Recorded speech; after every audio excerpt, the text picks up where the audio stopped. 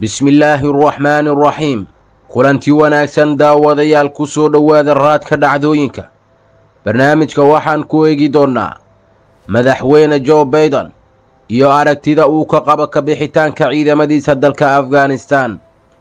sidoo kale barnaamijka waxaan ku eegi doonnaa washington iyo daalibaan oo isku afgartay in si wada jir ah ay ula dagaalamaan argagixisada. ku soo dhowaada mar kale iyo raadka dhacdooyinka. madaxweynaha maraykanka jo bayden wuxuu tixgeliyey inaysan jirin waddo kale oo looga bixi karo afghanistan. markii aan arkay sawirada afghanistan waxaan ogaaday baahida loo qabo in si dhaqsala wax looga qabto lana xakameeyo xaaladda iyo garoonka diyaaradaha. waana taas wixii aan samaynay, ayuu bayden u sheegay kanaalka maraykanka a b c.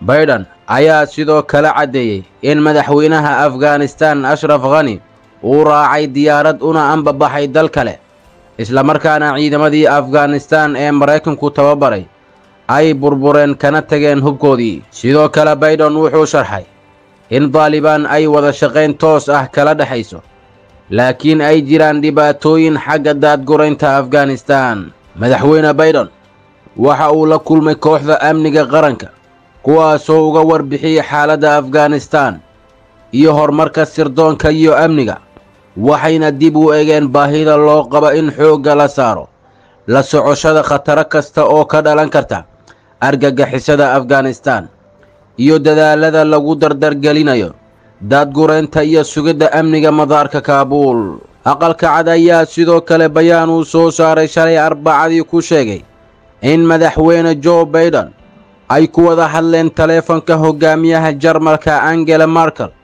dadaalada daadguraynta iyo gargaarka bini'aadannimo ee la gaarsiinayo dadka ku dhibaataysan afghanistan iyo dalalka deriska la ah, waxayna ku heshiiyeen inay sii wadaan qorshaynta gargaar inta lagu guda jiro shir madaxeedka soo socda ee kooxda toddobada waddan ee ugu weyn warshadaha. n b c news ayaa sheegtay in qiimaynta hay-adda sirdoonka dhexe ee maraykanka ay ka digtay suurtagalnimada in si degdeg ah oo dhammaystiran ay u burburto ciidanka iyo dowladda afghanistan kadib markii ay daalibaan bilaabeen inay maamulaan degmooyinka dalka oo dhan toddobaadyadii la soo dhaafay. shabakadu waxay intaasi ku dartay in madaxweyne bayden uu bil ka hor su'aalo weydiiyey sirdoonka, kuwaasoo tilmaamaya suurtagalnimada sii kordhaysa ee burburka ciidanka afghanistan. shabakadu waxay sheegtay in hay-adaha amniga qaranka ee maamulka bayden ay hadda ku dhex jiraan eedeymo labada dhinac ah, iyaga oo raadinaya inay sharaxaan sababta dagaalkii ugu dheeraa ee maraykanka uu ugu dhammaaday guuldaro iyo fawdo keliya. isla duruufahaas, royters ayaa soo xigatay saraakiil maraykan ah oo sheegaya in wasaaradda maaliyadda maraykanka ay qaaddo tillaabooyin looga hortegayo in daalibaan loogu fasaxo sanduuqa lacagta adduunka. dhanka kale, taliyaha guud ee ciidamada maraykanka jenaraal mark milley ayaa wariyaasha u sheegay shalay arbacadii inaysan jirin wax calaamad u ah sida dhaqsashada leh ee daalibaan gacanta ugu dhigeen guud ahaan dalka afghanistan. wuxuu intaasi ku daray ma lahayn wax muujinaya burburka ciidanka dowladda afghanistan weliba 11 maalmood gudahooda.